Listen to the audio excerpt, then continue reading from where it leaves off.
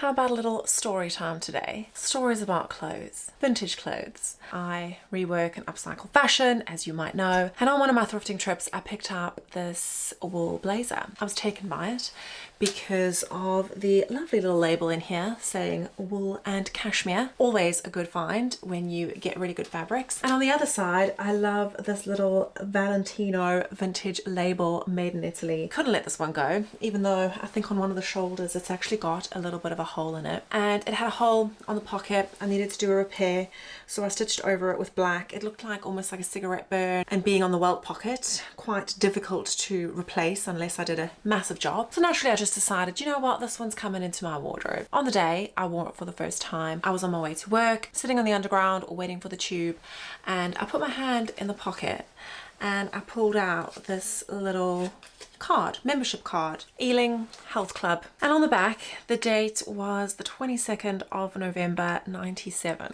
So that would make this piece almost 20 years old. Probably the person who was wearing it when he had this ticket had had it for a while already.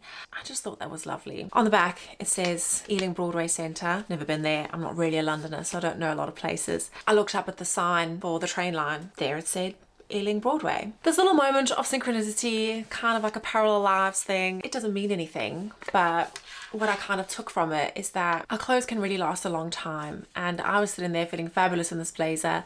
Some gentlemen, I imagine, probably did as well. Things that are good, that are made well, can be passed on and live new lives. And it's so nice to look down at your garment and have a story there. And just to say, really, point of the story time, that there are a lot of times I think we can look down at our clothes and they're empty because of where they came from, or maybe they're damaging because of how they were made. A story like this is a reminder to do more of this. This is definitely the direction we should be moving in.